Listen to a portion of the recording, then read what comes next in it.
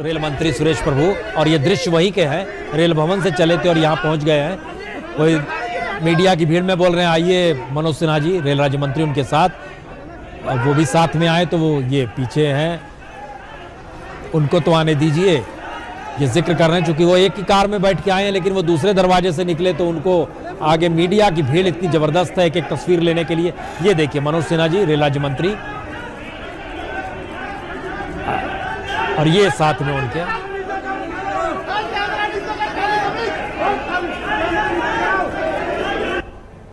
मनोज सिन्हा जी उत्तर प्रदेश के इलाके से ही आते हैं, गाजीपुर के हैं। तो उस इलाके में हम बनारस में जो गए थे और वहाँ मैं संवाददाता से बात कर रहे थे, तो वहाँ भी एक भरोसा और आस है कि कम से कम इस बजट में उन ग्रामीण इलाकों का जिक्र होगा जो कि पूर्वोत्तर दिल्ली में बैठकर कहलाता है, पूर्वांचल कहलाता है, पूर्वोत्तर तो ना कहे पूर्वांचल कहलाता है। तो उस जगह को लेकर कोई सुविधा होगी, खासतौर से जो बनारस का इलाका है, गाजीपुर का इलाका है, गोरखपुर का इलाका है, बक्सर का इलाका है, वो जो पूरा इलाका है उन जगहों पर ये और सुविधाएं चाहते हैं। मनोज सिन्हा जी का रिप्रेजेंटेशन मान रहे हैं कि भाई हमारे बीच का रिप्रेजेंटेशन है। तो ये तस्वीर जो आप देख रहे हैं, ये तो तस्वीर रेल भवन की थी। संसद भवन की तस्वीर तकनीकी वजह से कटी है, लेकिन संसद भवन पहुंच चुके हैं और ये दोनों तस्वीर बतलाती है कि किस तरीके से अब चंद मिनट बैठे हैं, लेकिन लोकसभा नहीं चल रही है। लोकसभा 11:45 तक स्थगित कर दी गई है। और ये तस्वीर हम आपको दोबारा दिखा रहे हैं। दरअसल वो इंतजार हो रहा था कि रेल राज्य मंत्री मनोज सिन्हा जो मीडिया की भीड़ में फंस गए, वो कम से कम निकल के साथ में आ जाएं। और रेल मंत्री सुरेश प्रभु इससे पहले शिवसेना में थे, वो कई मंत्रालय संभाल चुके हैं। अटल बिहारी वाजपेयी जी की जब सरकार थी उस दौर में इंडस्ट्री मिनिस्ट्री भी संभाली है, कॉमर्स भी संभाला है, पर्यावरण भी संभाला है। और जिस लिहाज से एक उस समय जब इंटरलिंक का प्रोग्राम था नदियों को जोड़ने का, तो वो जो टास्क फोर्स बनाई थी उसके भी चेयरमैन हुआ करते थे सुरेश प्रभु। अब हम चर्चा करें, लेकिन हमको लगता है सुरेश प्रभु चूंकि पहली बार रेल बजट पेश करने जा रहे हैं और बड़ी सारे नजरें उस पर हो गई, तो परिवार की महत्ता भी ऐसे में होती है। बॉस भी जरा उनके परिवार वालों से बात कीजिए, वो क्या सोच रहे हैं। विशेष मैम कुछ शुभकामनाएं देना चाहेंगी सर आप मोबाइल रखवा देना सर, प्रभु साहब को कुछ शुभकामनाएं देना चाहेंगे। All the best. खुद एक चार्टर्ड अकाउंटेंट, आपको लगता है कि रेलवे का बही खाता सही कर पाएंगे? तो आप देख रहे हैं कि सुरेश प्रभु साहब के रिश्तेदार, उनकी धर्मपत्नी अभी पार्लियामेंट के अंदर जाने। सर खुद एक सीए है वो, आपको लगता है रेलवे का बही खाता सही कर पाएंगे? काफी टेंस मोमेंट्स थे, काफी मेहनत की। आपको लगता है कि he will write a new history? आप लोगों का सर पास तो दिखाओ सर। हालांकि पति सब कुछ नहीं बोल रहे। मैम कम से कम शुभकामनाएं तो दे दीजिए। आप लोगों का पास है? हाँ। तो एक तरीके से आप देख रहे हैं कि किस तरह से पार्लियामेंट पहुंच गई हैं सुरेश प्रभु की वाइफ, और एक सुबह के वक्त साथ में चाय पी, दोनों ने कुछ फाइलों पर साइन किया, उन्होंने साथ में लॉन में बैठे। और अब जब सुरेश प्रभु अपना बजट पेश करेंगे सदन में, तो वहीं पे होंगी, सुनेंगी उनके भाषण को। और जाहिर तौर पे एक नर्वस मोमेंट फैमिली के लिए भी है। कैमरा पर्सन अनिल के साथ मौसमी सिंह, दिल्ली आज। बेटा भी नजर आ रहा था, साथ में एक बेटा है उनका जो कि साथ ही माँ के नजर आ रहा था। यानी सुरेश प्रभु का पूरा परिवार पार्लियामेंट पहुंचा है जो पेश करेगा। हम दोबारा लौट रहे हैं ये बताते हुए चर्चा करने के लिए कि इस वक्त जो आप दृश्य स्क्रीन पर देख रहे हैं वो पार्लियामेंट के उस दरवाजे का है जहां से आगे मीडिया नहीं जा सकता है, और मीडिया उस दरवाजे पर खड़ा हुआ है। तो वहां पर ही कैमरे चमक रहे हैं, तस्वीर लेना चाहते हैं। मीडिया का बड़ा विस्तार हुआ है, सिर्फ न्यूज़ चैनल नहीं बल्कि अखबार, मैगजीन, अंतर्राष्ट्रीय मीडिया की मौजूदगी भारत के हर उस प्रोग्राम को लेकर इस दौर में कहीं ज़्यादा तेज़ी से बढ़ी है। क्योंकि प्राइम मिनिस्टर मोदी जिस तरीके से दुनिया भर में घूम रहे हैं और दुनिया भर में इस बात का ऐलान हो रहा है कि भारत में पैसा लगाइए, और पैसा अगर आप लगाएंगे तो आपको तमाम तरह की स्थितियां आपको अनुकूल मिलेगी। और बाहर से बार बार ये आवाज़ आ रही है कि आप अपने यहाँ रिफॉर्म कुछ इस तरीके से कीजिए जिससे हमें मुश्किल ना हो। और इसीलिए ये बात शुरू हुई थी कि पहले यहाँ पर लेबर रिफॉर्म आ गया, लेकिन मुश्किल फिर वही राजनीति। लेबर रिफॉर्म होता है तो संघ के भीतर से आवाज़ उठती है, ये आप क्या कर रहे हैं। जमीन चाहिए उसके लिए आवाज़ उठ रही है, जो कि आंदोलन की शक्ल में हम लोग लगातार देख पा रहे हैं। ये मुश्किलात है भारतीय राजनीति के अंतर्विरोध के भीतर की। लेकिन दोबारा हम लौटते हैं हरीश चंद्रा जी, हम जिस पर आ रहे हैं उस बात पर जिक्र शुरू करते हैं। वो कौन सी परिस्थितियां हैं जिसमें ये मैसेज जाएगा कि ये विजन बड़ा है जिसका जिक्र आप कर रहे थे? इसलिए मैं आपके पहले सवाल पे आता हूँ। हाँ, निसंदेह जो कैपेसिटी है वो नाकाफ़ी है, इसमें कोई दो राय जी नहीं हाँ। है। जीडीपी के साथ जो एक रिलेशनशिप होता है ट्रांसपोर्ट के बढ़ोतरी का, उसको इलास्टिसिटी बोलते हैं। वो आइडियली 1.2 होना चाहिए जी। अगर जीडीपी आपकी 6% बढ़ती है तो 1.2 के हिसाब से उससे ज़्यादा जो है आपकी ट्रांसपोर्ट कैपेसिटी बढ़नी चाहिए।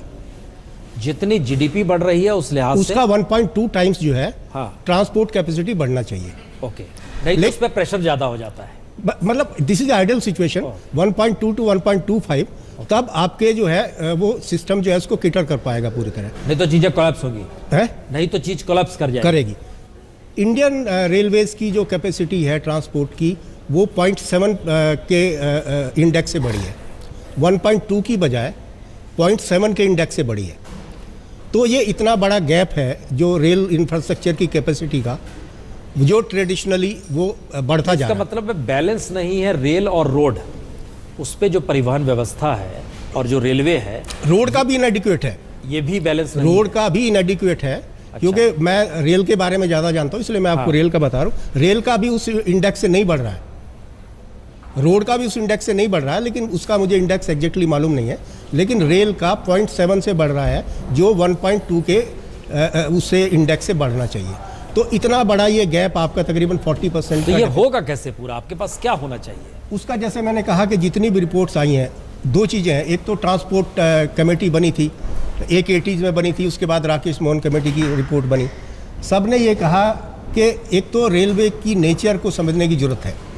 रेलवे जो है वो हाई कैपिटल इंटेंसिव और लॉन्ग जेस्टेशन पीरियड की इंडस्ट्री है। इसका मतलब दो है, एक तो आपको बहुत सारा पैसा चाहिए और उस पैसे पे रिटर्न बड़ी देर में आता है। तो मैकेंजी ने भी यही कहा, राकेश मोहन ने भी यही कहा कि आपको हाई वॉल्यूम ग्रोथ गेम खेलना पड़ेगा। मतलब आपको कैपेसिटी जो है वो मल्टीप्लायर तरीके से बढ़ानी पड़ेगी, इंक्रीमेंटल तरीके से। अगर आप कैपेसिटी बढ़ाएंगे तो रेल का उद्धार नहीं हो सकता, क्योंकि जो आपकी फिक्स कॉस्ट है, जो जैसे बत्रा साहब ने कहा कि अभी स्टाफ और पेंशन की कॉस्ट हमारी तकरीबन 51% है, इसमें आप कुछ नहीं कर सकते। तो आपको प्ले करने के लिए जो है वो खाली वही बस। अच्छा, हम खाली एक चीज़ समझ नहीं पा रहे हैं कि इसका मतलब हमारे पास पैसे आ जाएं महत्वपूर्ण वो नहीं है, पैसे आना महत्वपूर्ण है, या उसके पैरेलल में हम चीज़ों को क्रिएट नहीं कर पा रहे हैं वो ज़्यादा मुश्किल सवाल। दोनों है, दोनों हो गया। पैसे आने की भी जरूरत है। अभी तक तो हम ज़्यादातर जो है बजटरी सपोर्ट के ऊपर डिपेंड करते हैं, जो केंद्रीय सरकार हमें पैसा देती है। हमारे इंटरनल जनरेशन तो वही 10-15 हज़ार करोड़ के बीच में होते हैं, उससे ज़्यादा नहीं होते हैं। तो जो बाहर से जो पैसा लाना है पीपीपी के जरिए, या आजकल हम लोग एफडीआई की बात कर रहे हैं, उसके लिए हमें एक एनवायरनमेंट क्रिएट करना पड़ेगा। दूसरी, जैसे एक बच्चा जब कुपोषण का शिकार हो जाता है, उसको आप एकदम से रिच डाइट देने लगे तो उसको पचा नहीं पाएगा। यहाँ भी इन्वेस्टमेंट, अगर फाइनेंशियल इन्वेस्टमेंट आपके पास आ जाए, जो हमारे उसकी यूटिलाइजेशन की कैपेसिटी है वो भी बढ़ानी पड़ेगी। वो भी आजकल रेलवे के पास सीमित है। जो रेलवे का जो प्रोजेक्ट इम्प्लीमेंटेशन का भी रिकॉर्ड है, उसको भी बहुत इंप्रूव करने की ज़रूरत है।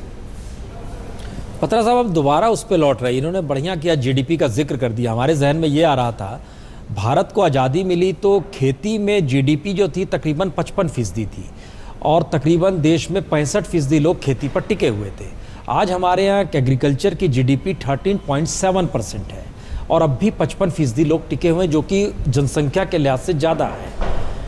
क्या रेलवे की स्थिति भी उस किसान की तरह हो गई है, जहाँ पर उसका योगदान जो है उस रूप में जो होना चाहिए वो हो नहीं पा रहा है, बोझ बढ़ता जा रहा है?